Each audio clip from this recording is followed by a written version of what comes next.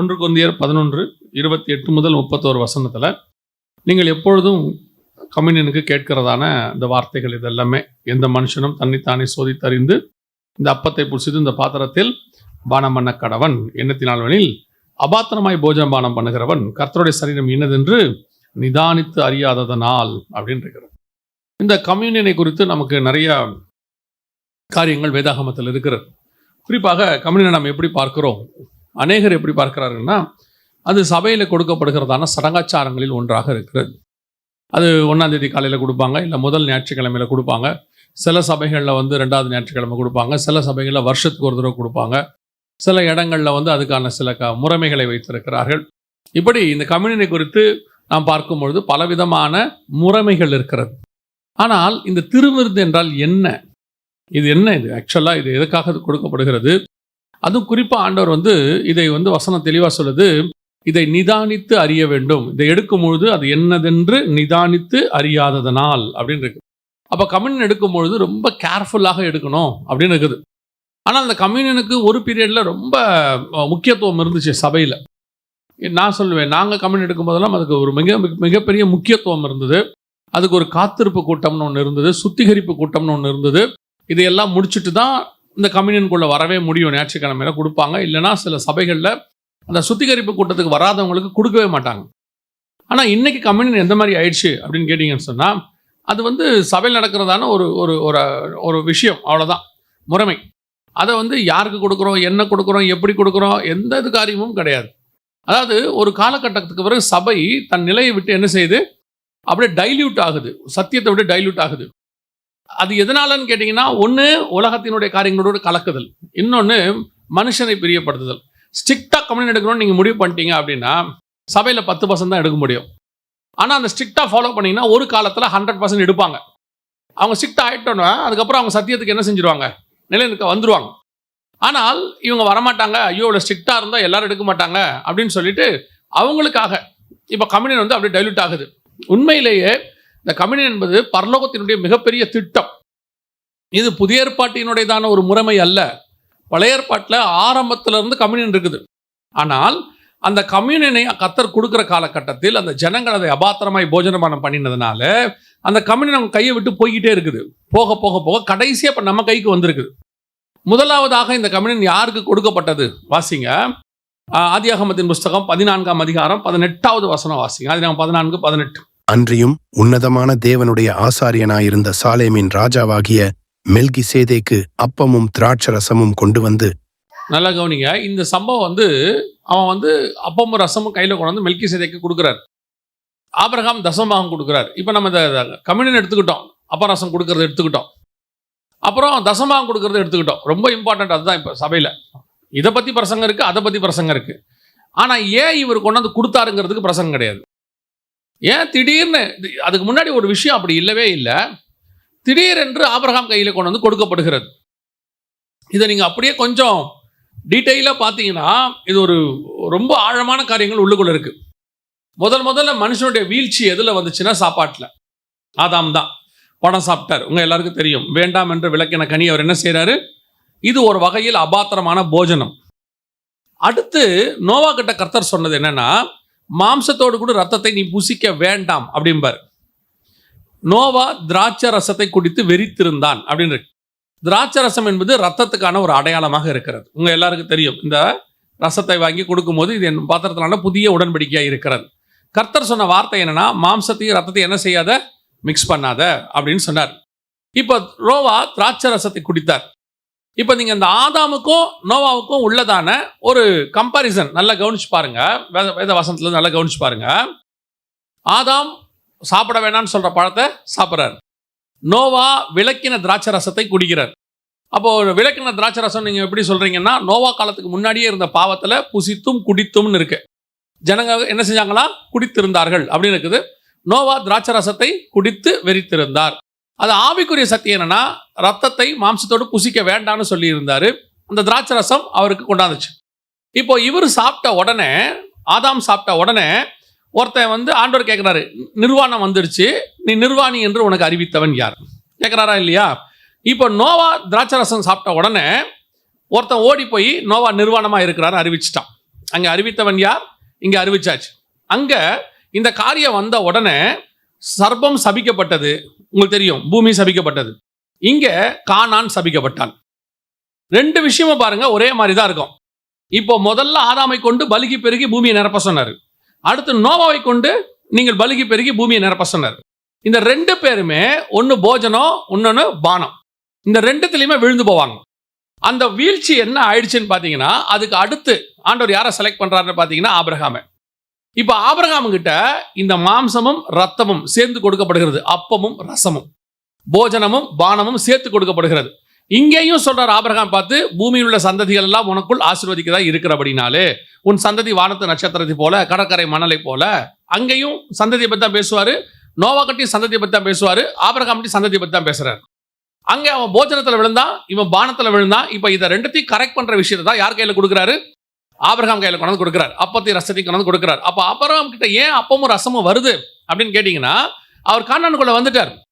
கானானுக்குள்ள வந்துட்டு இப்போ கானான்ல அவருக்கான ஆசீர்வாதம் தொடங்க போகுது. கர்த்தர் உடன்படிக்கை பண்றார். உடன்படிக்கை பண்ணும்போது அப்பத்தையும் ரசத்தையும் கொண்டு அவர் கையில கொடுக்கிறார்.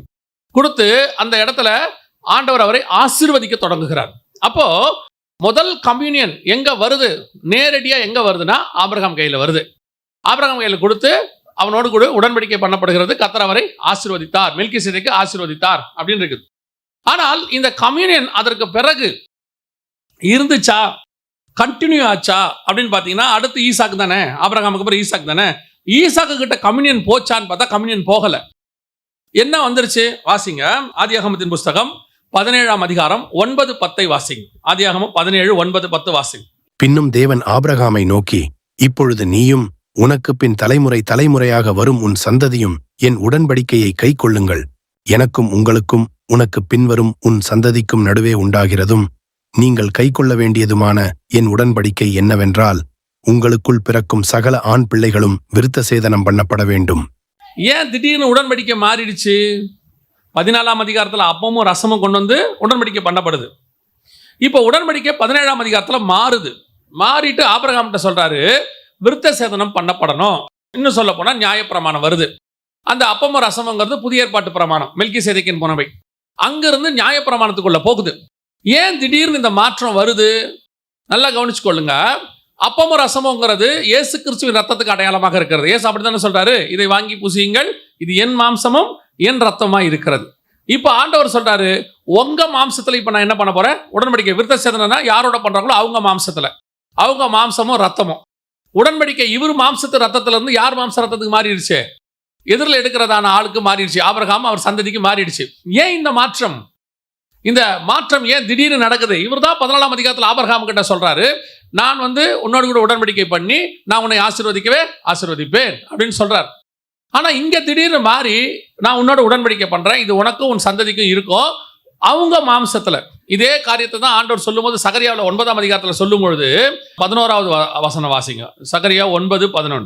உனக்கு நான் செய்வதென்னவென்றால், தண்ணீர் இல்லாத குழியிலே அடைபட்டிருக்கிற உன்னுடையவர்களை நான் உன் உடன்படிக்கையின் இரத்தத்தினாலே விடுதலை பண்ணுவேன். உன் உடன்படிக்கையின் இரத்தத்தினாலே விடுபடுவேன். முதல்ல இந்த தண்ணீர் இல்லாத குழினா என்ன? தண்ணீர் இல்லாத குழி எது? ஐஸ்வர்யவன் ஆபிரகாம் கிட்ட கேட்கிறார், ஞாபகம் இருக்குதா? எனக்கு ஒரு சொட்டு தண்ணி கொடுக்க சொல்லுங்க. அதான் கீழ் பாதாளம், தாழ்ந்த பாதாளம்னு இருக்கு. அவர் ஆபிரகாம் கிட்ட கேட்கிறாரு, எனக்கு என்ன கொடுக்க சொல்லுங்க? தண்ணி கொடுக்க சொல்லுங்க. அதான் தண்ணீர் இல்லாத குழியில, அந்த குழியில அடைபட்டு இருக்கிற உன்னுடையவர்களை. இதைத்தான் இயேசு சிறைப்பட்டவர்களை சிறையாக்கி கொண்டு போனார். பாதாளத்தில் மேல் பாதாளத்தில் கர்த்தர் என்ன செய்யறாரு? மீட்டு கொண்டு போறாரு. ஆனா அதை மீட்கிறதுக்கு அவர் எதனால வச்சு மீட்கிறாராம்? தண்ணீர் இல்லாத குழியிலே அடைபட்டிருக்கிற உன்னுடையவர்களை உன் உடன்படிக்கையின் ரத்தத்தினாலே. எப்படி இருக்குது? உன் உடன்படிக்கையின் ரத்தத்தினாலே அப்படின்னா என்ன அர்த்தம்? உன்னுடைய விருத்த சேதனம், ஓ மாம்சம். இதுதான் 17ஆம் அதிகாரம் ஆதியாகமத்தில் வருது. பொதுவா மீட்பு யாரால வரணும்னா இயேசுவின் ரத்தத்தால் தான் வரணும். இந்த இடத்துல என்ன சொல்லுது? தண்ணீர் இல்லாத குழியில அடைபட்டிருக்கிற உன்னுடையவர்களை உன் உடன்படிக்கையின் ரத்தத்தினாலே. அப்பனா இவங்க யாருன்னு கேட்டீங்கன்னா, இயேசு கிறிஸ்து மரிக்கிற அன்னைக்கு கல்லறைகள் திறந்தன, இவங்க எல்லாம் காணப்பட்டார்கள், பரிசுத்தவான்கள் காணப்பட்டார்கள் இருக்குது இல்ல, அந்த மக்களை பத்தி, மேல் பாதாளத்தை பத்தி சொல்லப்பட்டிருக்கிறது. அப்ப இவர்களை மீட்பதற்கு இவர்கள் ரத்தம் தேவைப்படுகிறது. எந்த ரத்தம்?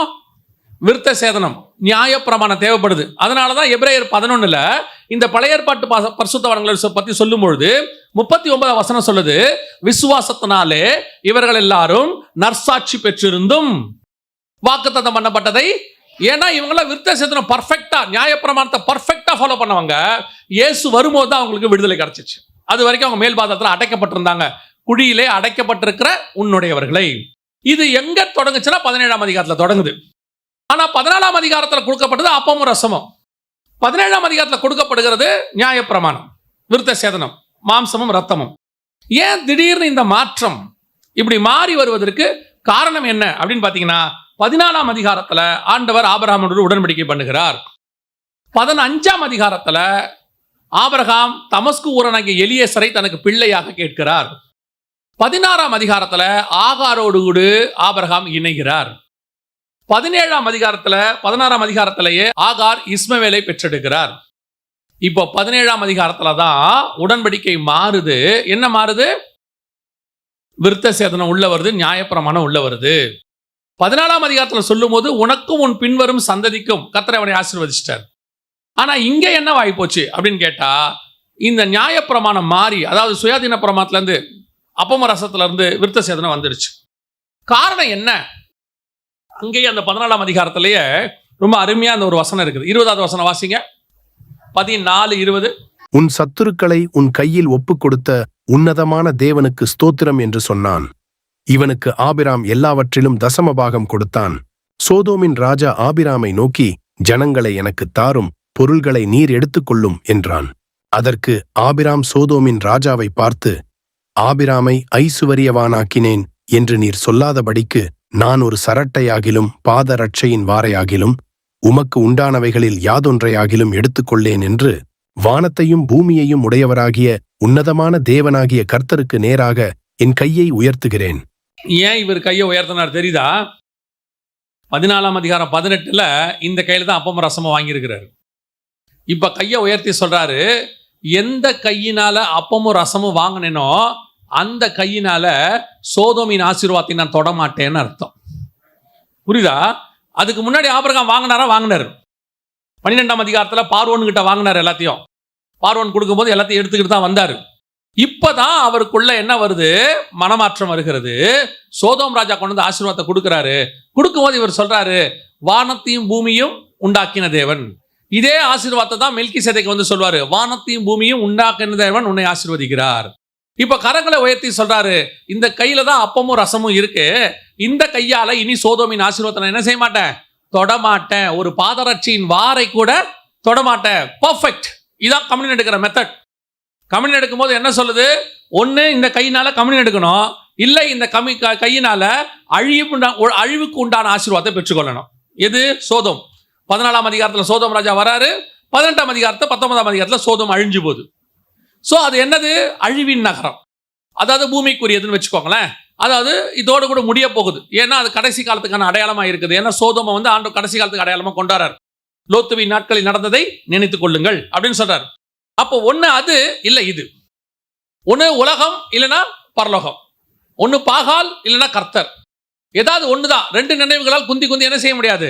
நடக்க முடியாது. அப்போ கர்த்தர் தெய்வமானால் கர்த்தரிடத்தில் வாங்கள், பாகால் தெய்வமானால் பாகால் இடத்தில் போங்கள். அப்போ இவர் சொல்றாரு, இந்த தேவனிடத்துல இருந்து ஆசீர்வாதத்தை வாங்கினேன் நானு. உலக பிரகாரமா என்னை இவன் தான் ஆசீர்வச்சானுங்கிற இடத்துக்கு நான் இன்னொருத்தங்கிட்ட போய் கையை நீட்ட மாட்டேன்னு சொல்றாரு. அதோட அர்த்தம், அதாவது வேலைக்கு போகக்கூடாது, சம்பாதிக்க கூடாது, அந்த அர்த்தம் அல்ல.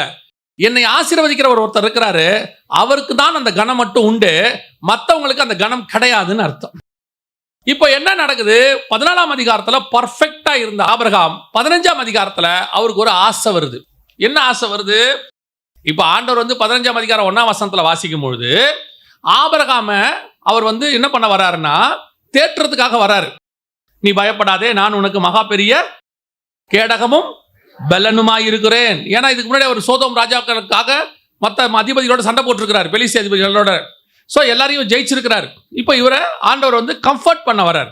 என்ன கம்ஃபர்ட் பண்ண வர்றாரு? நீ பயப்படாத, நான் உனக்கு பெலனும் கேடகமா இருக்கு. ஆனா இவர் என்ன பண்றாரு? ஆண்டவரை நோக்கி, ஆண்டவரே நான் பிள்ளை இல்லாமல் இருக்கிறேனே, எனக்கு பிள்ளை கிடைக்குமா அப்படின்னு கேட்கிறார். கர்த்தர் வந்தது வேற விஷயம், இவர் கேட்கறது வேற விஷயம். இவருக்குள் என்ன இருக்குது? ஒரு ஆசை இருக்குது. என்ன ஆசை இருக்குது? பிள்ளைங்கிற ஆசை இருக்கிறது. இப்ப இந்த பிள்ளைங்கிற ஆசையத்தான் பிசாசு யூஸ் பண்றான். அப்ப பிள்ளை ஆசை இருக்கக்கூடாதா? நல்லா கவனிச்சு கொள்ளுங்க. உங்களுக்கு எனக்கும் என்ன தேவையோ அதை பரலோகம் கொடுக்கும். அது ஏற்ற நேரத்தில் வரும், தானாய் வரும். கர்த்தர் கொடுக்கும் போது பிள்ளையை வாங்காம இருக்கிறதும் தப்பு, கர்த்தர் கொடுக்காத போது பிள்ளையை பெற்றுக்கொள்வதும் தப்பு. சொல்றது புரியுதா உங்களுக்கு? சில நேரத்தில் கர்த்தர் கொடுக்காத போது இவங்க போய் ஃபோர்ஸ்ஃபுல்லாக பிள்ளையை என்ன செய்வாங்க? வாங்குவாங்க. அது நிறைய பிரச்சனையை உண்டாக்கும். சில நேரத்தில் கர்த்தர் கொடுப்பாரு, இவங்க என்ன பண்ணுவாங்கன்னா கொஞ்சம் தள்ளி போடுவாங்க. 3 வருஷம் கழிச்சு, 5 வருஷம் கழிச்சு, 4 வருஷம் கழிச்சு, அதுக்கப்புறம் வரவே கிடைக்காது. அதுக்கப்புறம் சொல்லுவாங்க, நாங்கள் ரொம்ப வெயிட் பண்ணோம், முன்னாடி அப்படி பண்ணோம், பின்னாடி இப்போ கிடைக்கலம்பாங்க. கர்த்தருக்கு தெரியும் பிள்ளைகள் கர்த்தரால் வரும் சுதந்திரம். இந்த இடத்துல நான் சொல்றது வெறும் பிள்ளை பற்றி மட்டுமல்ல, ஆபிரகாமுக்கு பிள்ளை. ஒவ்வொருத்தருக்கும் ஒவ்வொன்று இருக்குது. எப்போ நம்ம கம்யூனியனை கையில் வாங்கிட்டோமோ கர்த்தருடைய பரலோகத்தின் ஆசீர்வாதம். இந்த கம்யூனியன் என்ன? பரலோகத்தின் ஆசீர்வாதம். அது பரலோகத்துக்குள்ள நுழைகிற ஆசீர்வாதம். நீங்க வாசிங்க, எபிரேயர் 10ஆம் அதிகாரம் 19-20 வாசிங்க. நாம் மகா பரிசுத்த ஸ்தலத்தில் பிரவேசிப்பதற்கு இயேசுவானவர் தன் மாம்சமாகிய திரைச்சிலை வழியாக புதிதும் ஜீவனமான மார்க்கத்தை நமக்கு உண்டு பண்ணினபடியால் அந்த மார்க்கத்தின் வழியாய் பிரவேசிப்பதற்கு அவருடைய ரத்தத்தினாலே, அப்பனா என்ன அர்த்தம்னா பரலோகத்துக்குள்ள போகிறதுக்கும் அதுக்கான தைரியத்தையும் இந்த ரத்தமும் மாம்சமும் கொடுக்குது. இதை கையில வாங்கின நானு பூமிக்குரிய ஆசீர்வாதத்து மேல ஆசைப்பட மாட்டேன்னு அர்த்தம். புரியுதா? நான் பரலோகத்திற்கு வாசல் திறந்துருச்சு, எனக்கு ஒன்று நியமிக்கப்பட்டிருக்கிறது, எனக்கு ஓபன் ஆயிடுச்சு. நான் மகா பரிசுத்தத்துக்குள்ள போறேன். அப்படி இருக்கிற நானு பலிபிடத்துக்கு வெளியே இருக்கக்கூடியதான பிள்ளை குட்டி பேர இதுக்கு மேல ஆசைப்பட மாட்டேன். கர்த்தர் கொடுக்கும்போது வாங்கிப்பேன். இப்பவும் சொல்றேன், கர்த்தர் இல்லைன்னு சொல்லல, ஆனா என்னுடைய பார்வை உதவி வரும் கண்மலை நோக்கியே இருக்கும். எனக்கு ஒன்று நியமிக்க அதை பத்தியே இருக்கும். இதையெல்லாம் தானாய் வரும், கூட வந்துகிட்டே இருக்கும். ஒரு ஆசை இருக்குது இல்ல, எனக்கு பிள்ளை இல்லையே அப்படின்னு உடனே 16ஆம் அதிகாரத்தில் இந்த ஆசையை பிசாசு என்ன செய்யறான்னா மிஸ்கைட் பண்றான். 16ஆம் அதிகாரத்தில் சாராளை வச்சு, அங்க யாரை வச்சு? ஆதாமுக்கு யாரை வச்சு? ஏவாளை வச்சு. இங்க சாராளை வச்சு, அந்த இடத்துல அந்த அம்மா நன்மை தீமை அறியத்தக்கனி ஜீவ விருட்சத்தை விட்டுட்டு நன்மை தீமை அறியத்தக்கனி சாப்பிட்டுச்சு. இங்க சாராள் தன்னை விட்டுட்டு பக்கத்துல இருக்கிற ஆகார், ரெண்டும் பக்கத்துல இருக்கும். அங்க ஜீவ விருட்சம் நன்மை தீமை பக்கத்துல இருக்கும். இங்க ஆகார் கூடாரம் சாராள் கூடாரம் பக்கத்துல இருக்கும். இப்ப இந்த அம்மா அடுத்து ஒரு ப்ரொபோஸ் பண்ணுது, அதாவது அடுத்து ஒரு விஷயத்தை சொல்லி கொடுக்குது. என்னன்னா ஆகார் வழியாக பிள்ளை பெற்றுக்கொடும்.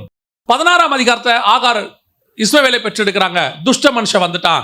இப்போ கர்த்தருடைய திட்டம் எந்த சந்ததி? ஈசாக்கின் சந்ததியோட இருக்கு.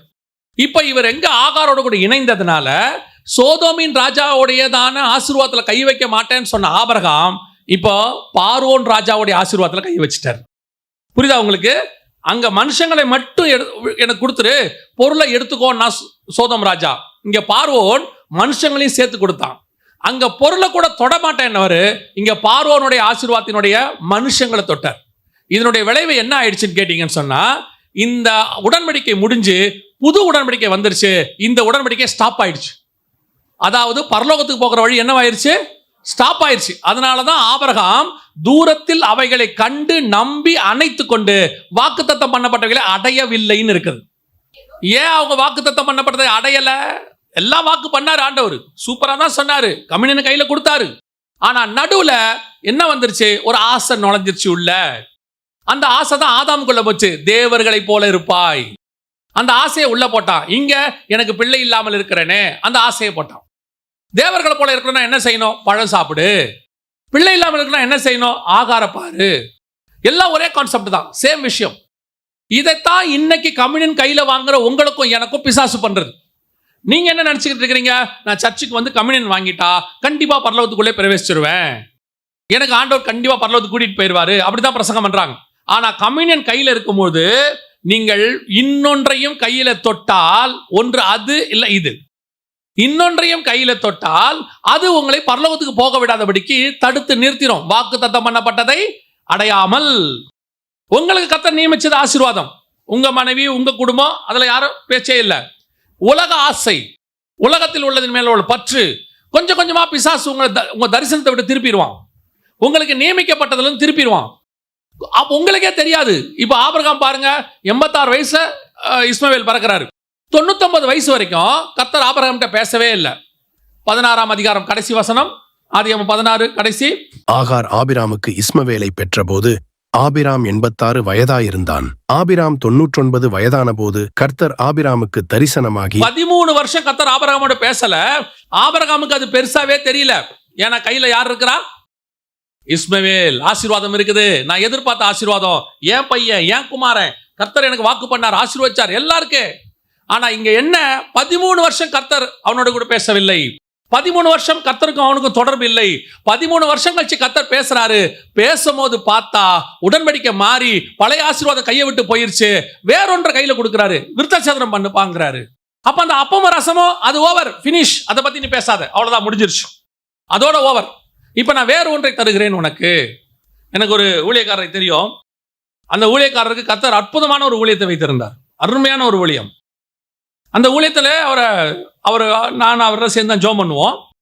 அருமையான ஊழியத்தை கர்த்தர் கொடுத்து அந்த ஊழியத்தில் அவரை பயன்படுத்த வேண்டும் என்று கர்த்தர் உறுதி பண்ணி, அநேகர் மூலமாக உறுதி பண்ணி, இன்னும் சொல்ல போனா அந்த ஊழியத்தை அவருக்கு கொடுத்த, எனக்கு நல்லா தெரியும், அந்த ஊழியத்தை இன்னைக்கு வரைக்கும் செய்வதற்கு தமிழ்நாட்டில் ஆள் கிடையாது. ஏன்னா அதுக்கு முன்னாடி ஒருத்தர் செஞ்சுக்கிட்டு இருந்தாரு. அந்த ஊழியம் அப்படியே அவரோட முடிஞ்சிடுச்சு. அதுக்கப்புறம் அந்த ஊழியத்தை செய்யறதுக்கு ஆள் கிடையாது. எத்தனை வருஷமா? கிட்டத்தட்ட 40 வருஷமா அந்த ஊழியக்காரர் தான் கர்த்தர் செலக்ட் பண்ணார். செலக்ட் பண்ணி அந்த ஊழியத்தை கொடுத்தாரு. ஆனா அந்த ஊழியக்காரரோ உலகத்தின் மேல ஆசை வந்த மாதிரி சில காரியங்கள்ல விலகி போயிட்டார். தேவனை விட்டு தூரம் போல, அதான் ரொம்ப முக்கியம், விலகி போயிட்டார். பாவம் செய்யல, விலகி போயிட்டார். அவருக்கு வச்ச தரிசனத்துல இருந்து வேற தரிசனத்துக்குள்ள போயிட்டார். ஆண்டவர் என்ன பண்ணாரு, அத்தோட அந்த ஊழியக்காரர்கிட்ட 10 வருஷம் பேசவே இல்லை. 10 வருஷம் பேசாம அவர்கிட்ட புது ஊழியத்தை ஒன்று கொடுத்தாரு. அந்த ஊழியத்தில் இப்ப எடுத்து அந்த ஊழியக்காரரை பயன்படுத்திட்டு இருக்கிறார். அதையும் நான் பார்க்கிறேன். அந்த ஊழியமும் கனமா தான் இருக்குது. அந்த ஊழியம் ஆசீர்வாதமா தான் இருக்கு, இல்லைன்னு சொல்லல. ஆனால் அவருக்கு ஆரம்பத்தில் ஒன்று வச்சாரு பார்த்தீங்களா, முதல்ல ஒன்று நியமிச்சார்ல, அதுக்கு இது ஈடாகாது. நான் சொல்றது புரியுதா? அந்த ஊழியத்துக்கு இது என்ன ஆகாது, ஈடாகாது. இதுவும் கனமா தான் இருக்கு, இதுவும் கனமா தான் இருக்கு. இதுவும் பார்க்கறதுக்கு நல்லா போயிட்டு இருக்குது. அவரை நான் பார்க்கும் போது நினைப்பேன், நல்லா தான் போயிட்டு இருக்கு, சூப்பரா போயிட்டு இருக்கு. ஆனால் அவருக்கு ஒன்று நியமிக்கப்பட்டதில்ல. அந்த ஊழியத்தினுடைய மேன்மைக்கு முன்னாடி இது கிடையவே கிடையாது. அது இப்ப நான் இப்படி சொல்றேன், அது 100. இப்ப இவர் 95 பண்ணிட்டு இருக்கிறாரு. 95 சூப்பர் தான், ஆனா 100 கிடையாது. முந்தினதை பாரி கிடையவே கிடையாது. முந்தின சீர் மாதிரி இது கிடையாது. அப்படின்னா நல்லா கவனிச்சு கொள்ளுங்க. கர்த்தர் உங்ககிட்ட ஒரு தரிசனத்தை கையில கொடுக்கிறதுக்கு தான் இந்த கம்யூனியன். இது ஒரு மிக மகா பெரியதான மேன்மையான ஆசீர்வாதம். இதையும் கையில வச்சுக்கிட்டு பார்வோனின் ஆசீர்வாதத்தையும் நீங்க கையில தொட்டா, சில நேரத்தில் என்ன நடக்குது தெரியுமா? நீங்கள் செய்வது பாவமா இருக்காது, ஆனால் தேவ சித்தமா இருக்காது. நான் சொல்றது புரியுதா? நீங்க செய்யறது பாவம் இல்ல, ஆனா தேவ சித்தமும் இல்ல. இப்ப என்ன ஆகும் தெரியுமா? பாவம் இல்லைன்ட்டு நீங்க ஓடிக்கிட்டே இருப்பீங்க, ஆனா தேவ சித்தத்துல ஓட மாட்டீங்க. ஒரு இடத்துல கர்த்தர் உங்க மேல வச்ச கிருபையில உங்களை ஒரு இடத்துல தடுத்து நிறுத்துவார். தடுத்து நிறுத்தி, இல்லப்பா இது தப்பு, நீ இதை செய்யற, இதை விட்டு என்ன பண்ணிடு, விலகும்பார். உங்களை விலகவும் செய்வீங்க. ஆனால் என்ன நடக்கும் தெரியுமா? நீங்கள் அதில் 40 நாள் ஓடிடுவீங்க, இரவும் பகலும். ஓரேபுக்கு ஓடிடுவீங்க. கர்த்தர் சொல்வார், இல்லை எங்கே போனோம்? தமஸ்குவின் வழியாக திருப்பி எங்கே போனோம்? சிரியாவுக்கு போனோன்றாரு. திருப்பி நீங்கள் ஓடுவீங்க, இல்லைன்னு சொல்லல, கர்த்தர் மாற்றுவார். ஆனால் இந்த 40 நாள் வேஸ்ட்டாக போச்சுல, 40 நாள் வேஸ்ட்டாக போச்சுல. அந்த முந்தின ஓட்டம் இருந்துருச்சுன்னா அந்த கதையே வேற, அந்த ஆசீர்வாதமே வேற. இப்பவும் கொடுப்பாரு, ஆசீர்வாதம் இருக்கு, மேன்மை இருக்கு. ஆனா அதுக்கு மேன்மையா இருக்காது. என்னதான் இஸ்மவேலை கர்த்தர் ஆசீர்வதித்தாலும், இஸ்மவேலையும் கர்த்தர் ஆசீர்வதிச்சாரா இல்லையா? அவனுக்கும் 12 பிரபுக்கள் கொடுத்தாரா இல்லையா? கொடுத்தாரு. அவனுக்காகவும் கர்த்தர் ஒரு நீரூற்றை ஏற்படுத்தினார், பண்ணாரா இல்லையா? பிள்ளையின் சத்தத்தை கேட்டு நீரூற்று வந்துச்சா இல்லையா? வந்துச்சு. ஆபிரகாமை பதைக்கும் போது ஈசாக்கு இருந்தாரு, இஸ்மவேல் இருந்தாரு. எல்லாம் உண்மைதானே. ஆனால் ஒரு நாளும் ஈசாக்கின் சந்ததியாய் இஸ்மவேல் சந்ததி மாறவே மாறாது. அது வேற, இது வேற. பார்க்கறதுக்கு எல்லாம் ஒன்னாதான் இருக்கும், பர்ஃபெக்ட், எல்லாம் இருக்கு. முந்தின ஆண்டவர் திருப்பி கொடுத்துட்டாரு, எல்லாம் கரெக்ட். ஆனால் கம்யூனியன் கையில் எடுக்கிற அந்த மேன்மை, அந்த உடன்படிக்கைக்கு ஈக்குவலாக இந்த உடன்படிக்கை ஒரு நாளும் மாறாது. அதையும் ஆண்டவர் தான் கொடுத்தாரு, அதையும் ஆபிரகாம்கிட்ட தான் கொடுத்தாரு. இதையும் ஆண்டவர் தான் கொடுத்தாரு, இதையும் ஆபிரகாம்கிட்ட தான் கொடுத்தாரு. அதையும் அவன் சந்ததிக்கு தான் கொடுத்தாரு, இதையும் இவன் சந்ததிக்கு தான் கொடுத்தாரு. ஆனால் அது ஈசாக்கின் சந்ததி, இது இஸ்மவேலின் சந்ததி. அப்ப கர்த்தர் உங்ககிட்ட கொடுக்கிற விஷயத்தை எவ்வளவு கேர்ஃபுல்லா வச்சிருக்கணும் பாருங்க. கர்த்தர் கொடுக்கிற தரிசனம், கர்த்தர் கொடுக்கறதான ஊழியம், கர்த்தர் கொடுக்கிற ஆவிக்குரிய வாழ்க்கை, கர்த்தர் கொடுக்கிற கம்யூனியன், அதை கையில வாங்கும் போது you must be very careful. ஆண்டவரே, இதை நான் என்ன செஞ்சிடக்கூடாது, இழந்துடக்கூடாது. அடிக்கடி ஆவியானவர் எனக்கு ஒன்று உணர்த்துவார். ஓம் முற்பிதாக்களுக்கும், ஓ அப்பாவுக்கும், ஓ தாத்தாவுக்கும் உனக்கு கொடுத்துருக்க ஊழியத்தில் நீ இப்போ பண்றதுனால அவங்களுடைய எந்த ஒரு காரியமும் உனக்கு கிடையாது. உங்க தாத்தா அப்பாவோட கம்பேர் பண்ணா இந்த ஊழியை நான் உனக்கு தரவே முடியாது. யாருடையதான மேன்மையினாலேயோ பரிசுத்தத்தினாலேயோ எனக்கு கிடைக்கவே இல்லை. எனக்கு இந்த ஊழியம் கர்த்தருடைய கிருபையினாலே கிடைச்சிருக்கு. அதை சொல்லிட்டு ஆவியானவர் சொன்னாரு, இதை உன் கையை விட்டு போகாம பார்த்துக்கணும் பார், உனக்குள்ளதை பற்றி கொண்டிரும்பார். அதனால தான் நான் எப்பவும் நினைப்பேன், முடிஞ்ச வரைக்கும் எவ்வளோ டயர்ட் ஆகிறோமோ ஆகிற வரைக்கும் ஓடணும். ஏன்னா இது என் தலைமுறைக்கே கிடைக்காது. என்னுடைய முற்பிதாக்களை வச்சு பார்க்கும்போது நான் அதுக்கு 1%, 0% ஒன்று கூட தகுதி கிடையாது. ஆனால் என் கையில் அது கிடைச்சிருக்குது. இதை நான் விட்டு விடக்கூடாது. இதை கடைசி வரைக்கும் முடிவு பரிந்தும் ஓடி முடிக்கணும். நடுவில் ஆகார் வந்தாலும் சரி, நடுவில் நன்மை தீமை அறுத்தக்க கனி வந்தாலும் சரி, நடுவில் எதை கொண்டு வந்தாலும் சரி, உனக்கு ஒரு தீர்மானம் இருக்கணும். என் கையில கர்த்தர் வானத்தையும் பூமியை ஆசீர்வதிக்கிறதான கம்யூனியனை கொடுத்துட்டாரு. இதுல பூமியில இருக்கிற ஒரு பாதரட்சியின் வாரை கூட நான் தொடமாட்டேன். அந்த தீர்மானம் உனக்குள்ள வரும்பொழுதுதான் இந்த கம்யூனியன் உன்னை கொண்டு போய் பரலோகத்தில் சேர்க்கும். இல்லைன்னா வசனம் சொல்லுது, நீ கர்த்தருடைய போஜனத்தையும் பானத்தையும் நிதானித்து அறியாததுனால. ஆபிரகாமுக்கு இது என்னன்னே தெரியல. அது ஏதோ கொடுக்குறாரு, வாங்கினாரு, வாயில போட்டார், வேலை முடிஞ்சு. அப்படியே சொன்ன அந்த நேரத்தில் ஒரு பரிசுத்தம் இருக்கு, அந்த நேரத்தில் ஒரு வெளிப்பாடு இருக்கு. சோதம் ராஜா சொல்றாரு, இதெல்லாம் வேணாப்பா விட்டுரு. ஆனா திருப்பி ஆசை உள்ள வருது. இதே கம்யூனியன் எடுக்கிறவர் திருப்பியும் ஆகாரையும் தொட்டுட்டார், வேலை முடிஞ்சு. முதலாவதாக கம்யூனியன் ஆபிரகாம் கையிலிருந்து தவறி போயிடுச்சு. ரெண்டாவது இந்த கம்யூனியன் கர்த்தர் யாருக்கிட்ட கொடுத்தாரு வாசிங்க. ஆதியாகமத்தின் புஸ்தகம் 25ஆம் அதிகாரம் 34வது வசனத்தை வாசி. அப்பொழுது யாக்கோபு ஏசாவுக்கு அப்பத்தையும் பயற்றங்கூழையும் கொடுத்தான். அவன் புசித்து குடித்து எழுந்திருந்து போய்விட்டான். இப்படி ஏசா தன் சேஷ்ட புத்திரபாகத்தை அலட்சியம் பண்ணினான். நல்ல கவனிங்க, இந்த பயிற்றங்கூழ் அப்பம் அதுக்கு முன்னாடி 2 வசனத்துக்கு முன்னாடி வாசிச்சீங்கன்னா அந்த வசனம் சொல்லும் சிவப்பான கூழ் அப்படின்னு இருக்கும். ஆனா அவன் கேட்டது சிவப்பான கூழ், யாக்கோபு கொடுத்தது அப்பமும் கூழும் கொடுத்தான். இது எதுக்கான அடையாளமா இருக்குது அப்படின்னு கேட்டீங்கன்னா, யாக்கோபு என்பது இஸ்ரவேல். யாக்கோபு என்பது இஸ்ரவேல். இப்போ அவன் இவனுக்கு என்ன கொடுக்குறான்னா, அப்பத்தையும் ரசத்தையும் கொடுக்குறான். சிவப்பான கூழையும் அப்பத்தையும் எடுத்து கையில் கொடுக்குறான். இவன் யாரு? ஏதோம். யாரு? ஏசா யாருக்கு தகப்பனா இருக்கிறான்? ஏதோமியர்களின் தகப்பன் அப்படின்னு இருக்குது. இப்போ இந்த ஏதோமியர்களின் தகப்பன் என்பது புறஜாதியை குறிக்கிறது. இவன் இஸ்ரவேல். இஸ்ரவேல் இருந்து கம்யூனியன் யாருக்கு போகுது? புறஜாதியாருக்கு போகுது. ஆனா புறஜாதியார் அதை எப்படி குடிச்சாங்களாம்? அலட்சியமாய். எப்படி குடிச்சாங்களா? குடிக்கும் போது சேஷ்டபுத்திர பாகத்தை விட்டுட்டு அதை வாங்கி குடிக்கிறான். பார்க்கறதுக்கு வேற மாதிரி இருக்கும், சேஷ்டபுத்திர பாகம் தானே, ஆனா ஜீவனுக்கு எந்த ஆனது கிடைச்சிருச்சே அப்படின்னு இருக்கும். ஆனா உண்மையிலேயே அதோடைய அர்த்தம் என்னன்னு கேட்டா, இதே சம்பவம் புதிய ஏற்பாட்டில் ஒன்று நடக்கும். யோவான் எழுதின சுவிசேஷம் 13ஆம் அதிகாரம் 30வது வசன வாசி. அவன் அந்த துணிக்கையை வாங்கின உடனே புறப்பட்டு போனான். யார் தெரியுமா இது? யூதாஸ். யூதாஸ் கிட்ட கர்த்தர் கம்யூனியன் கொடுக்குறாரு. கம்யூனியனை வாங்கிட்டார் யூதாஸ். அப்பத்தையும் ரசத்தையும் கொடுத்துட்டாரு, வாங்கியாச்சு. இப்போ ஏசா கம்யூனியன் வாங்கிட்டார்.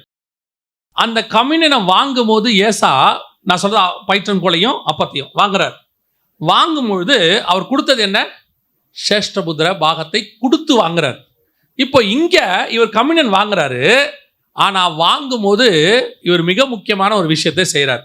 வாங்கிட்டு நேரா எங்க போறாருன்னு பாத்தீங்கன்னு சொன்னா, இயேசுவை காட்டி கொடுக்க போறாரு. இயேசு என்ன செய்யறாரு? காட்டி கொடுக்க போறாரு. அங்க போய் 30 வெள்ளி காசு வாங்கிட்டாரு. இவர் சோதோம் ராஜா ஆசீர்வாதத்தை தொட மாட்டேன்னாரு, பார்வோன் ஆசீர்வாதத்தை தொட்டாரு. இவரு 30 வெள்ளி காசை தொட்டுட்டாரு. கம்யூனியனையும் தொட்டாரு, 30 வெள்ளி காசையும் தொட்டாரு. கதை முடிஞ்சு, வேலை முடிஞ்சு. இப்போ யாக்கோபு ஒன்னு இழந்தான்ல, இவர் எதை இழந்தார் தெரியுமா? யாரு? யூதாஸ். அப்போஸ்தலர் நடவடிக்கைகள் 1ஆம் அதிகாரம் வசனம் என்ன சொல்லுது பாருங்க. எல்லாருடைய இருதயங்களையும் அறிந்திருக்கிற கர்த்தாவே, யூதாஸ் என்பவன் தனக்குரிய இடத்திற்கு போகும்படி இழந்து போன. எப்போ இழந்தான்? எப்போ கம்யூனியனை வாங்கிட்டு வெள்ளிக்காசையும் வாங்க போனானோ அப்பவே அவன் இழந்துட்டான். இப்போ என்ன நடக்குது? கம்யூனியன் கிடைச்சிச்சு, சேஷ்டபுத்திர பாகம் போயிடுச்சு. கம்யூனியன் கிடைச்சிச்சு, அப்போஸ்தலர் ஊழியம் போயிடுச்சு. அப்போஸ்தலர் பட்டம் முடிஞ்சு போச்சு. வசனம் சொல்லுது, எபிரேயருக்கு நிருபம் 12ஆம் அதிகாரம் 17வது வசன வாசி. பிற்பாடு அவன் ஆசீர்வாதத்தை சுதந்தரித்துக் கொள்ள விரும்பியும் ஆகாதவன் என்று தள்ளப்பட்டு அவன் கண்ணீர் விட்டு கவலையோட தேடியும் ஏசாவுக்கு திருப்பி கிடைக்கலையாமா சேஷ்டபுத்திர பாகம். ஏசாவுக்கு என்ன கிடைக்கல? சேஷ்டபுத்திர பாகம் திருப்பி கிடைக்கலையாமா. கம்யூனியன் கிடைச்சிருச்சு கையில. ஆனா அந்த கம்யூனியன் இழந்து போனதான சேஷ்டபுத்திர பாகத்தை திருப்பி கொண்டு வரல. இப்ப யூதாஸுக்கு கம்யூனியன் கிடைச்சிருச்சு. ஆனா என்ன போயிடுச்சு? அப்போஸ்தலர் பட்டம் போயிடுச்சு. இப்போ அவன் என்ன செய்யறான் பாருங்க, வாசிங்க. மத்தேயு 27:4 வாசிங்க. குற்றமில்லாத ரத்தத்தை காட்டி கொடுத்ததினால் இப்போ இவ்வளவு தெரிஞ்சும் திருப்பி அந்த பட்டம் அவனுக்கு கிடைக்கவே இல்லை பாருங்க. ஏசாவும் இவனும் சேம். அவன் என்ன நினைச்சான்? சாக போறேன், இந்த இந்த சேஷ்டபுத்திர பாகம் எதுக்கு? எனக்கு அந்த அப்பத்தையும் ரசத்தையும் கொடுங்க, நான் பிழைக்கணும்னா. இப்போ இயேசு போறாரு, 30 வெள்ளிக்காசை வாங்கியாச்சு, கம்யூனியனை வாங்கியாச்சு, அப்போஸ்தலர் பட்டம் போச்சு, சேஷ்டபுத்திர பாகம் போச்சு. இவன் திருப்பி தேடி கிடைக்கவில்லை, இவன் திருப்பி கேட்டும் கிடைக்கவில்லை. ஏசா கண்ணீர் விட்டும் மனமாறுதல் அடையாமல் போனான், இவன் குடல் சரிந்து செத்து போனான். 2 பேரும் ஒண்ணுதான். ஆனா இது எதை குறிக்குது? இப்போ உன் கையில கம்யூனியன் இருக்கு, இந்த கம்யூனியனை கர்த்தர் கையில கொடுத்திருக்கிறாரு. இது என்னது? ஜீவனுக்கான வழி. ஆனா கம்யூனியனை வாங்கிட்டு யூதாஸ் போனா நாண்டு கொண்டு செத்தான். இந்த கம்யூனியனுக்கு ஒரு பவர் இருக்குது, நல்லா தெரிஞ்சுக்கொள்ளுங்க. இந்த கம்யூனியனுக்கு என்ன இருக்குது? ஒரு பவர் இருக்குது. அது நித்திய ஜீவனுக்கான வழி. அதே நேரத்தில் அபாத்திரமாய் போஜனம் பண்ணுகிறவன் உங்களில் சிலர் வியாதியஸ்தர்களாயும் ஒரு சிலர் நித்திரையும் அடைந்திருக்கிறார்கள். இது நித்திய ஜீவனுக்குள்ளையும் பிரவேசிக்கும், மரணத்தையும் கொண்டு வரும். நித்திய ஜீவனுக்குள்ள பிரவேசிக்கும், மரணத்தையும் கொண்டு வரும். இப்போ நமக்கு அது நித்திய ஜீவனை கொடுக்குதா மரணத்தை கொடுக்குதாங்கிறத நீங்க வாங்கிட்டு எதை இழக்காம இருக்குன்றது தான் முக்கியம். ஆபிரகாம் பண்ணது வேற, ஆசீர்வாதத்தை போய் தொட்டார். இவன் வெள்ளிக்காசு வாங்க போனான், ஆனா இழந்தது என்ன? அப்போஸ்தலர் பட்டம். முடிவு மரணம். அழைப்பு போச்சு, அழைப்பு போச்சு. அழைப்பு போனது மட்டுமல்ல, மரணம் வந்துருச்சு, கதை முடிஞ்சிருச்சு. ஆபிரகாம் கம்யூனியனை தப்பா யூஸ், அது கம்யூனியனுக்கு அப்புறம் ஆகாரம் தொட்டாரு, அழைப்பு போச்சு, தரிசனம் போச்சு. அதாவது அந்த ஆசீர்வாதம் இஸ்மவேலா மாறிடுச்சு. கடைசியில் அவர் எங்க போயிட்டாரு? மரண இருளின் பள்ளத்தாக்குக்கு போயிட்டாரு. எங்க? மேல் பாதாளத்துக்கு போயிட்டாரு. வாக்கு தத்தம் பண்ணப்பட்டதை அடையவில்லை. அதே தான் யூதாஸுக்கும். அப்போஸ்தலர் பட்டம் போயிடுச்சு. இப்ப கர்த்தர் உங்க கையில கம்யூனியனை கொடுக்கிறார். நீங்கள் எதை இழக்கிறீர்கள், எதை பெறுகிறீர்கள் தான் ரொம்ப முக்கியம். இப்போ கம்யூனியனை வாங்குற உங்க கையால போய் வெள்ளிக்காசை வாங்கவோ, காட்டி கொடுக்கவோ, திருடனாகவோ அல்லது கர்த்தருக்கு பிரியமில்லாத காரியத்தை செய்யும் பொழுது உங்கள் தரிசனத்தை விட்டு நீங்கள் நீக்கப்படுகிறீர்கள், இழந்து போகிறீர்கள்.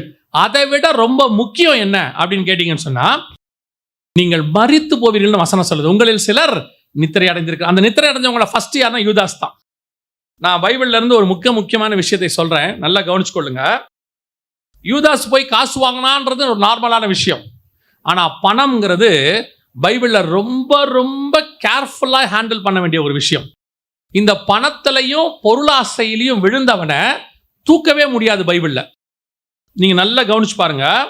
முதல்ல பொருளாசையில விழுந்தவன் பிழையாம், பாலாக்கு கிட்ட இருந்து வாங்க போனான், அத்தோடு அவன் செத்து போனான், கதை முடிஞ்சு.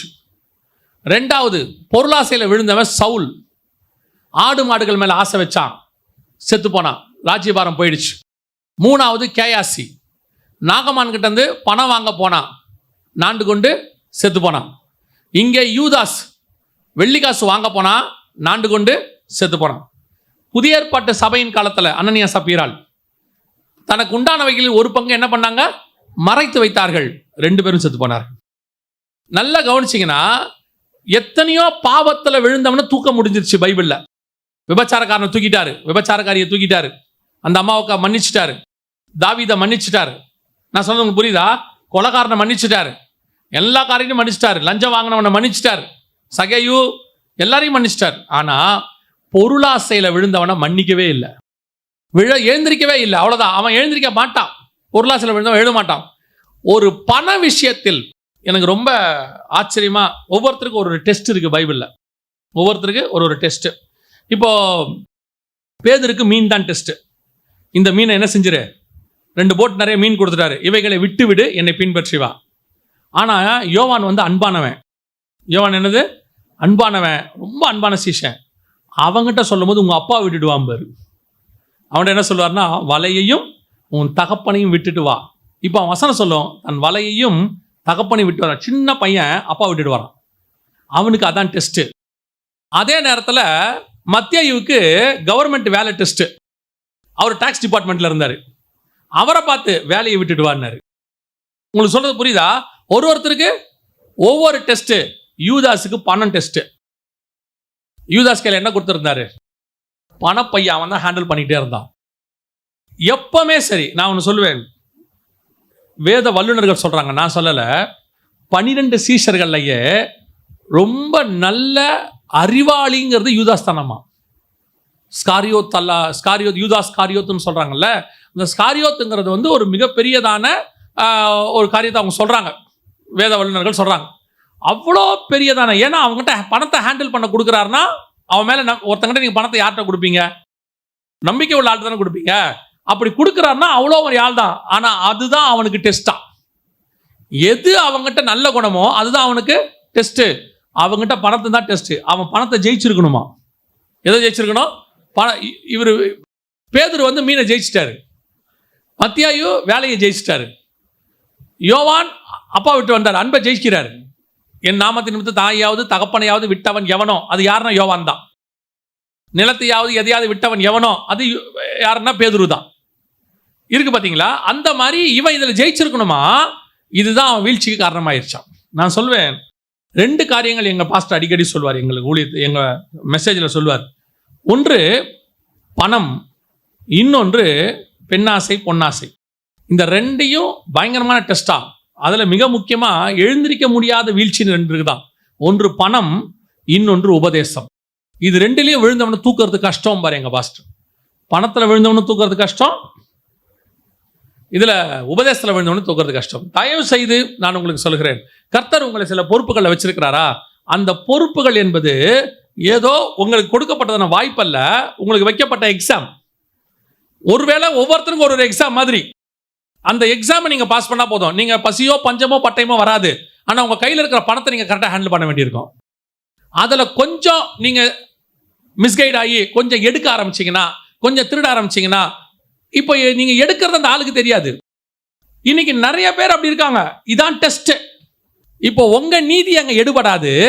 தேவனுடையதான கீழ்ப்படிதல், தேவனுக்கு உண்டான கீழ்ப்படிதல் தான் அங்கே வரும். யூதாஸுடைய பிரச்சனை என்ன? ஏழைகளுக்கு கொடுக்கலாம், ஏழைகளுக்கு கொடுக்கலாம் அவன் சொல்லிட்டே இருப்பான். ஏதாவது ஒன்று உடச்ச உடனே என்ன சொல்லுவான்? 300 பணம் போகும் உடைத்த ஏழை. இந்த ஏழைகளுக்கு கொடுக்கறதுங்கிறது பிசாசுடைய தந்திரம். அவனை ஏமாத்துறது. ஏழைகளுக்கு கொடுக்கறது பிசாசுடைய வேலை இல்லை. ஏழைகள் கொடுக்க சொல்றது கர்த்தருடைய வேலை. இவன் என்ன பண்றா? அதை எடுத்து ஏழைகள் கொடுக்கலான்னு நினைக்கிறான். இயேசு அந்த இடத்துல அழகா பதில் சொல்லிட்டார். அதுக்கு கவனிச்சு கொள்ளுங்க. உங்க கையில கம்யூனியன் இருக்கும் போது அபாத்திரமாய் போஜனமான பண்ணக்கூடாதுங்கிறதுக்கு 2வது அடையாளம், நீங்கள் அதையும் வாங்கிட்டு அதனால எதை இழக்கிறீங்கன்னு பார்க்கணும். நீங்கள் கம்யூனியனும் வாங்கணும், சேஷ்டபுத்திர பாகத்தையும் இழக்கக்கூடாது. புரியுதா? கம்யூனியன் வாங்கணும், அப்போஸ்தலர் பட்டத்தையும் இழக்கக்கூடாது. நிறைய பேர் வாங்குறாங்க, ஆனால் எதை இழக்கிறாங்க?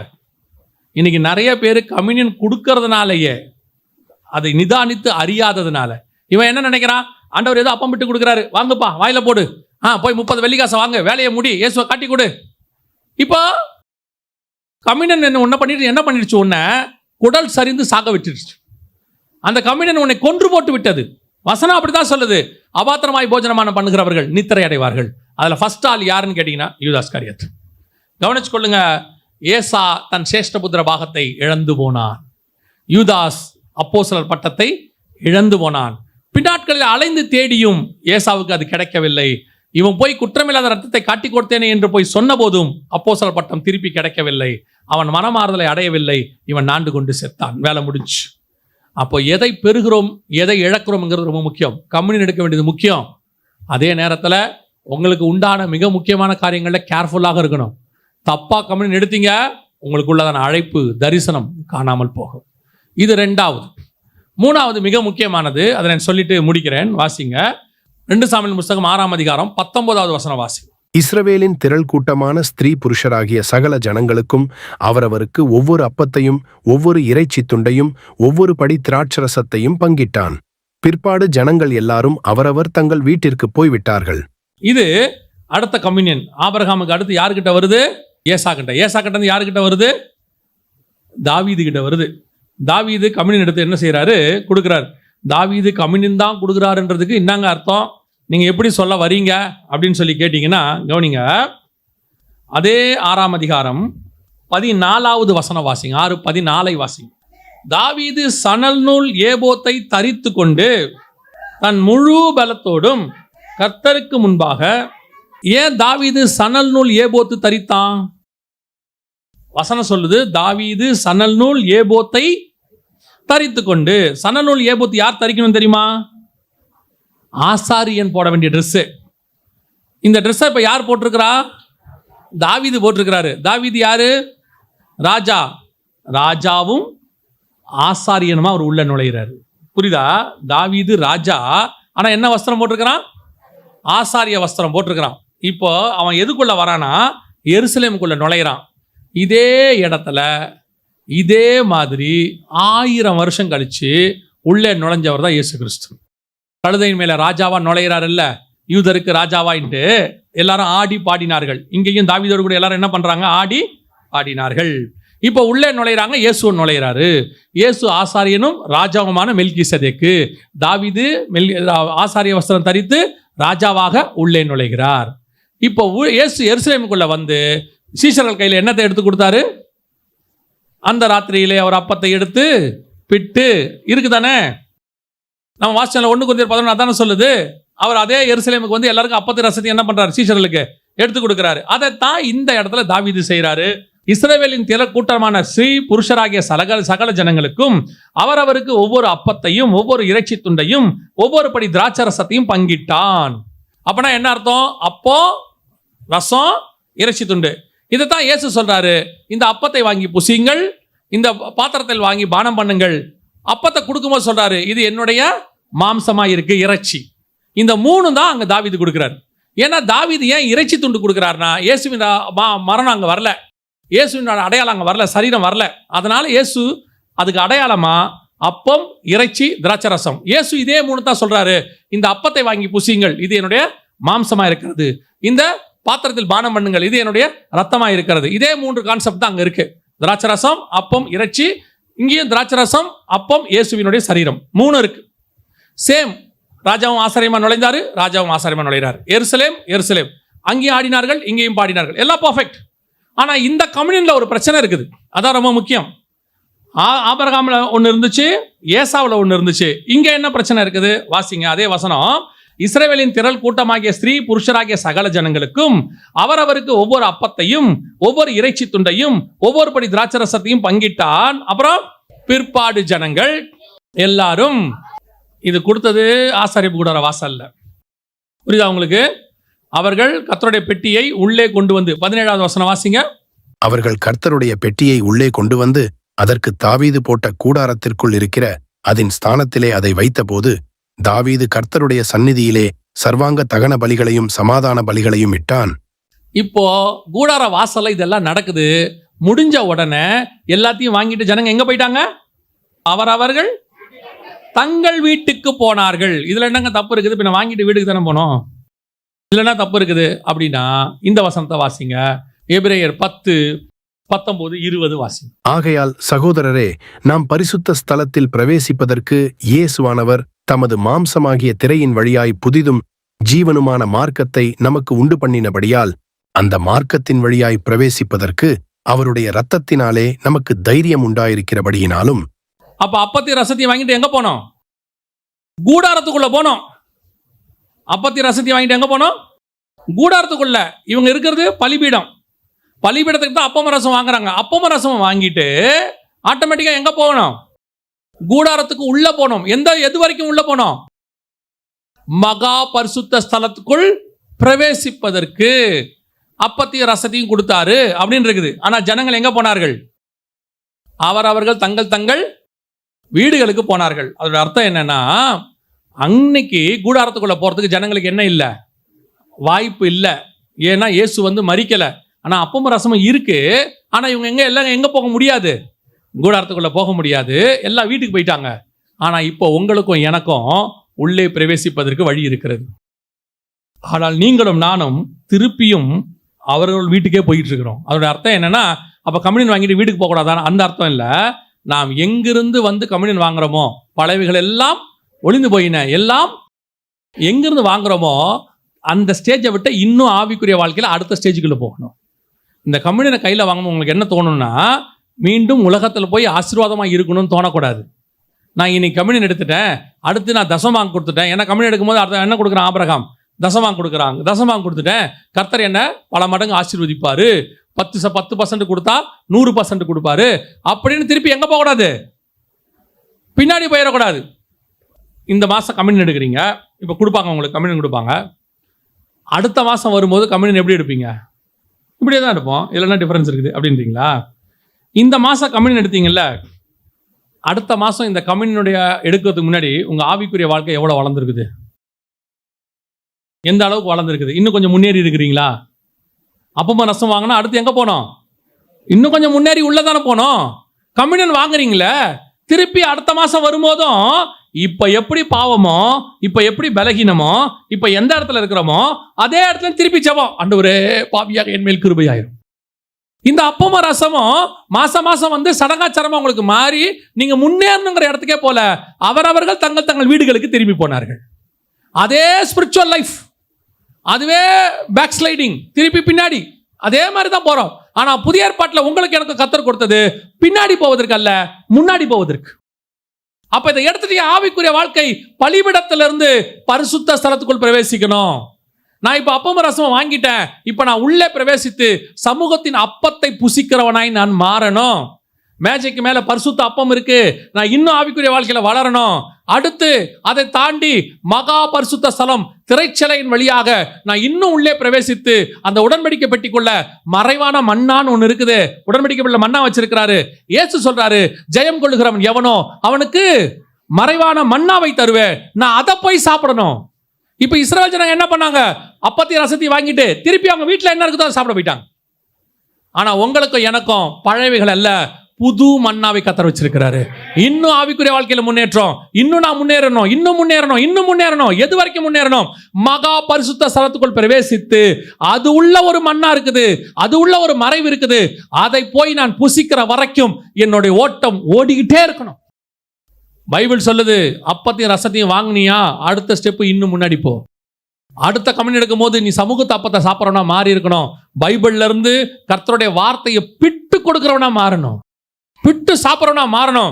அந்த பரிசுத்த ஸ்தலத்துல ஒரு விளக்கு இருக்குது, அந்த விளக்கு இயேசு கிறிஸ்துவின் பைபிள் சொல்லுது 21ஆம் அதிகாரம் வெளிப்படுத்தின விசேஷத்துல. அதுல ஒரு ஒளிவ எண்ணெய் இருக்குது, பரிசுத்தாவின் அபிஷேகம் இருக்குது, அதுல ஒரு வெளிச்சம் இருக்குது, தீபமாய் இருக்கிறது. அந்த வெளிச்சத்துல இந்த அப்பத்தை சாப்பிட்டு பரிசுத்தாவின் வெளிச்சத்துல கர்த்தருடைய வசனத்தை நீ தியானிக்க தொடங்கும் போது கர்த்தர் அப்பத்தை பிட்டு தருகிறவராய் இருக்கிறார். இதான் முன்னேற்றம். நீ பலிபீடத்துல என்ன சாப்பிட்ட? எல்லாரும் சாப்பிட்ற அப்பத்தை நீயும் சாப்பிட்ட. எல்லாருக்கும் கிடைக்கிற இறைச்சி உனக்கும் கிடைச்சிச்சு, உலக பிரகாரமான மாம்சத்துக்குரியது கிடைச்சிச்சு, உலக பிரகாரமா நீங்க கேட்கிற செய்தி கிடைச்சிச்சு. நீங்க இப்போ ஒரு சிலர்லாம் எப்படி இருப்பீங்க தெரியுமா? பா, வசனத்துல இவ்வளவு வெளிப்பாடு இருக்குதா, சோத்திரம் என்னமா இருக்குது. இது பலிபிடம். ஆனா நீங்க உள்ள போனோம், நீங்க பிடணும், கர்த்தர் உங்களுக்கு தருவாரு. அதுதான் பரிசுத்த ஸ்தலம்.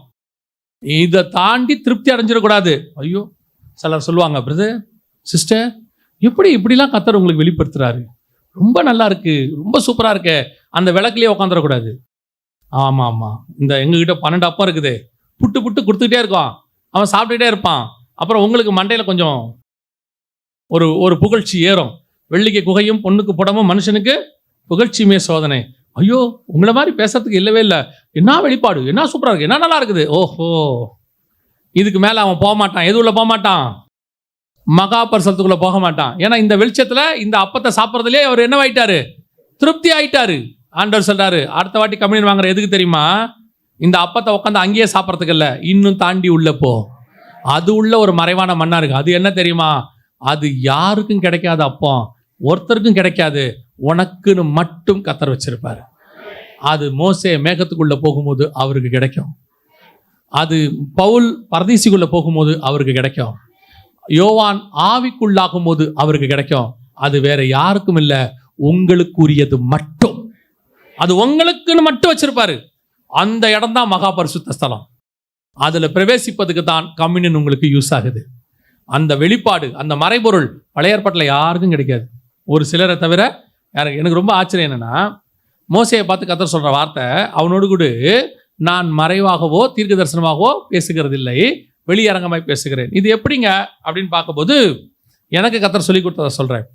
எனக்கு நான் ஊழியத்தில் ரொம்ப அதிகமாக தியானிக்கிற அல்லது பேசுறது எதை பற்றினா, தானியேல் புஸ்தகத்தையும் வெளிப்படுத்தின விசேஷத்தையும். இந்த தானியேல் புஸ்தகத்தையும் வெளிப்படுத்தின விசேஷத்தையும் படிக்க படிக்க பார்த்தீங்கன்னா ஒரு விஷயத்தை கர்த்தர் புரிய கொடுத்தார். என்னன்னா, தானியேலுக்கு ஒரு தரிசனம் கிடைக்கும், அந்த தரிசனத்துக்கான விளக்கம் கிடைக்காது. உடனே தானியேல் கேட்பாரு, அந்த 10 கொம்புகளை குறித்தும் அந்த சின்ன கொம்பை குறித்தும் நான் அறிய ஆவலாயிருந்தேன் அப்படிம்பாரு. உடனே ஒரு தூதன் வந்து அவைகளை விளக்கி கொடுத்தான். ஏன் கொடுக்கிற ஆண்டவர் விளக்கியே கொடுக்கல? கொடுக்கும் போதே அவருக்கு எப்படி கொடுக்கலையா? அதை வெளியரங்கமா கொடுக்காம தரிசனமா கொடுத்துட்டு அதை விளக்கறதுக்கு இன்னொரு ஆளை வச்சிருக்கிறார். இப்ப அதே மாதிரிதான் யோவான் போய் பார்க்கிறாரு. 7 தலை 10 கொம்பு அவர் பார்க்கிறாரு. 7 தலைகளையும் 10 கொம்புகளை உடையதும் தூஷணமான ஒரு மிருகம் சமுத்திரத்துல வருது. அது என்னது? விளக்கம் அங்க இல்ல. இப்ப அவருக்கு விளக்கம் இன்னொரு இடத்துல கிடைக்குது. அந்த மாதிரி மோசே கிட்ட கர்த்தர் பேசலையா? எப்படி பேசினாராம்? பேசுனதெல்லாம் வெளியரங்கமா, வெளிப்பாடு அப்படியே. அது அந்த மாதிரி தான் உங்ககிட்டயும் எங்கிட்டையும் கர்த்தர் தரிசனமா பேசுறது ஒன்று இருக்குது, தீர்க்க தரிசனமா பேசுறது ஒன்று இருக்கு. அதுவே பெருசு. தானியேலே பெரிய புக்கு தான், வெளிப்படுத்துற விசேஷம் பெரிய புக்கு தான். ஆனா அப்படி பேசலையா மோசே கிட்ட? அவங்ககிட்ட அத்தனையும் வெளியரங்கமா பேசுறாராம். ஏன் தெரியுமா? மோசே கிட்ட நான் எதையும் மறைக்க விரும்பவில்லை. மோசே ஐயோ இது என்னதுன்னு யோசிக்கிறது கூட விட மாட்டாராம். அவங்ககிட்ட எல்லாத்தையும் வெளியரங்கமாய் பேசுவாராம். அந்த மாதிரி தான் நீங்கள் நானும் வர வேண்டும் என்று கர்த்தர் விரும்புகிறார். அது எங்க போனா கிடைக்கும் தெரியுமா? மகா பரிசுத்த ஸ்தலத்துக்குள்ள போனா தான் கிடைக்கும். அது எங்க போனா கிடைக்கும் தெரியுமா? மலையில ஏறி மேகத்துக்குள்ள போனா மட்டும்தான் கிடைக்கும். அந்த ஆவிக்குரிய வாழ்க்கையை தொடர்ந்து போகிறதுக்கு தான் இந்த கம்யூனியன் நமக்கு உதவுது. ஏங்க, தேவனை முகமுகமா பார்த்தா செத்து போயிடுவோப்பா, அப்படித்தானே இருக்கு. முகமுகமா பார்த்தா செத்து போயிடுவேன். ஆனா வசனம் சொல்லுது, அவனோடு கூட நான் முகமுகமாய் பேசுகிறேன், அப்படித்தானே இருக்கு. அப்ப அந்த மகா பரிசுத்தலத்துக்குள்ள போய் அவரை பார்க்கணும்னா எனக்கு இந்த அப்பமும் ரசமும் தேவைப்படுகிறது. அதோடு கூட நான் மகா பரிசுத்தத்துக்குள் பிரவேசிக்கிறேன். அங்க போகும்போது கர்த்தர் என்னிடத்தில் அநேக மறைவான மன்னாக்களை பேசுகிறார். அந்த இடத்துல கர்த்தர் என்னோடு கூட வெளியரங்கமாய் பேசுகிறார், மறைவாய் அல்ல. அதுதான் பைபிள் சொல்லுது. அந்த இடத்துக்கு தான் நீங்களும் நானும் வரணும். இப்போ கம்யூனியன் என்னவா இருக்குது? இப்போ நம்ம கையில இப்போ எப்படி இருக்குது கம்யூனியன்? இந்த இடத்துல பார்க்கும்போது வாங்கி கொண்டு அவர்கள் எங்கே போனார்கள்? வீட்டுக்கு போனார்கள். அவ்வளோதான், எல்லாம் பயாச்சு வீட்டுக்கு. என்னப்பா கேட்குமா சொல்லுவாங்க, ராஜா ஒரு அப்பத்தையும் ஒரு படி திராட்சை ரசம். ஒரு படினா பார்த்துக்கோங்களேன், ஒரு லிட்டர் இல்லை, ஒரு படி. எத்தனை லிட்டர் வரும்னு தெரியாது. ஒரு படி திராட்சை ரசம், ஒரு அப்பம், ஒரு இறைச்சி துண்டு ராஜா போட்டு கொடுத்தா தெரியுமா? ராஜாவே அவர் கையால் கொடுத்தாரு. ஓ நல்லா இருந்துச்சு, சோத்திரம், பிரைஸ் தி லார்ட். இந்த மாதிரிலாம் எந்த ராஜாவும் பண்ணதில்லை. அதே தான் நீங்கள் கம்யூனியனை வாங்கிட்டு போகும்போது சொல்லிட்டு போறீங்க, இன்னைக்கு பாஸ்டர் சூப்பராக மெசேஜ் கொடுத்தார் தெரியுமா, நல்ல செய்தி, இது வரைக்கும் அப்படி கேட்கவே இல்லை, ஆழமா இருந்துச்சு. வீட்டுக்கு போற ஜனம், வீட்டுக்கு போற ஜனம் இல்லைங்க, நாங்க நல்லபடியா செய்தி கேட்டுட்டு தானே, நல்ல சாட்சி தானே சொல்லிட்டு போறோம், இதுக்கே எங்களை வீட்டுக்கு போற ஜனன்றீங்க. நீங்க வாங்கிட்டு நல்லா இருக்குன்னு மார்க் போடுறதுக்காக உங்களை இங்க கூப்பிடல. அந்த வெளிப்பாடை வாங்கும் போது உனக்கு தோணணும், இதே மாதிரி வெளிப்பாடு எனக்கும் வேணும், நான் இன்னும் ஆவிக்குரிய வாழ்க்கையில வளரணும். நான் வெறும் கேட்டு சந்தோஷப்படுகிறவன் அல்ல, தேவனத்திலிருந்து பெற்றுக்கொண்டு சந்தோஷப்படுகிறவன். நான் யாரோ பிட்டு கொடுக்கிற அப்பத்தை வாங்கினது ஒரு காலம் இருக்கிறது, நான் பிட்டு கொடுக்கிற காலம் ஒன்று இருக்கிறது. நான் அந்த இடத்துக்கு போகணும், அதை நான் அந்த இடத்த நான் அச்சீவ் பண்ணணும் அப்படிங்கிறதான ஒரு வைராக்கியம், ஆவிக்குரிய வைராக்கியம், ஒரு வாஞ்சை வரணும். அதுதான் அந்த கம்யூனியன் வாங்குறதுடைய நோக்கம். ஒரு கூட்டம் வாங்குச்சு போயிடுச்சு, ஆனா அப்பத்தையும் ரசத்தையும் வாங்கின மற்ற 11 பேர் அப்படியே இயேசு கூட உட்காந்துக்கிட்டான். அப்படியே அவர் கூட உட்கார்ந்தா. இயேசு சொன்னாரு, போய் காத்திருங்கள், இந்த மறைவான மன்னாவை கொடுக்கிற ஆவியானவர் வருகிறார், அவர் வந்து சகல சத்தியத்துக்குள்ளும் உங்களை நடத்துவார். இந்த வாஞ்சையோடு நீங்கள் காத்திருக்கும் போது ஆவியானவர் உங்களை நிரப்ப வல்லமை உள்ளவராய் இருக்கிறார், உங்களுக்கு அது கொடுக்க வல்லமை உள்ளவராய் இருக்கிறார். அப்ப இந்த கம்யூனியனை வாங்கிட்டு நீங்க என்ன பண்ண போறோம்? என்ன ஒரு திருப்தி, இந்த மாசம் வந்தேன், கம்யூனியன் எடுத்தேன், சந்தோஷம். அடுத்த மாசம் அது அடுத்த மாசம் பார்த்துக்கலாம், அது அடுத்த மாசத்துல போய் நம்ம செஞ்சுக்கலாம். ஆண்டவர் பேசியிருக்கிறாரு, இனி அடுத்த மாசம் தானே, ஒரு காத்திருப்பு கூட்டம் இருக்கு. இது அப்படிப்பட்டதான் கம்யூனியன் இல்லை. இது இன்னும் என்னை பரிசுத்த ஸ்தலத்துக்குள்ளேயும் மகா பரிசுத்த ஸ்தலத்துக்குள்ளேயும் நுழைய பண்ணுகிறது. அது உள்ள நுழையத்துக்கு கர்த்தர் எனக்கு புதிதும் ஜீவனமான மார்க்கத்தை உண்டாக்கி இருக்கிறார். அது உள்ளே பிரவேசிப்பதற்கு தைரியத்தை கொடுக்கிறாரு. யோசிச்சு பாருங்க, சில வெளிப்பாடுகளை தானியேல் வாங்கின உடனே பைபிள் சொல்லுது, நான் செத்தவனை போல விழுந்தேன், அவன் என் கையை பிடித்து அந்த தூதன் எழுந்து கால் ஊன்றி நிற்க பண்ணினான். ஏன்? அந்த வெளிப்பாடு வரும்போது எனக்குள்ள என்ன வந்துடுது? ஒரு பயம் வந்துடுது. ஆனால் உங்களுக்கும் எனக்கும் அந்த மகா பரிசுத்தத்துக்குள்ள பிரவேசிப்பதற்கு கர்த்தர் ரத்தத்தின் வழியாக என்ன கொடுக்கிறாரா? தைரியத்தை உண்டாக்கினார். போய் கர்த்தரிடத்திலிருந்து பொக்கிஷங்களை, புதையல்களை, மறைவான மன்னாவை, வெளிப்பாடுகளை, இனி சம்பவிக்க போகிறவர்களை ஆண்டோட்டு வந்து அள்ளிட்டு வரணும். ஆண்டோட்டு அதை கேட்கணும், நீங்க இந்த உலகத்துல எதை கேட்டாலும் அது அழிந்து போகும். நீங்கள் வசனத்தையும் வெளிப்பாடையும் கர்த்தரையும் கேளுங்க, அது உங்களை கொண்டு போய் பரலோகத்துல நிறுத்தும். நீங்க வேற எதை கேட்டாலும் இங்க யூஸ் ஆகும், நான் இல்லைன்னு சொல்லல, ஆனா அழிந்து போயிடும். ஆனா இது அழிவே அழிய, ஏன்னா வசனம் அழியாது. உங்களுக்கு கொடுக்குற வார்த்தையும் என்ன செய்ய போறதில்ல, அழிய போறதில்ல. அந்த வார்த்தை உங்களை கொண்டு போய் எங்க நிறுத்திடும், பரலோகத்துல கொண்டு போய் நிறுத்திடும். அப்ப மூணாவது கம்யூனியன் எப்படி எடுக்கணும்? தாவீது காலத்துல ஜனங்க எடுத்துட்டு வீட்டுக்கு போயிட்டாங்க. நானும் என்றால் எடுத்துட்டு வீட்டுக்கு போக மாட்டேன், எடுத்துட்டு மகா பரிசுத்த ஸ்தலத்துக்குள் பிரவேசிப்பேன். எபிரேயர் 10:19-20 நான் ஃபாலோ பண்ணுவேன். அதுக்கு தான் இந்த கம்யூனியன் வாங்குறேன். இந்த தீர்மானம் உங்களுக்குள்ளே வர வேண்டும். அல்லேலூயா.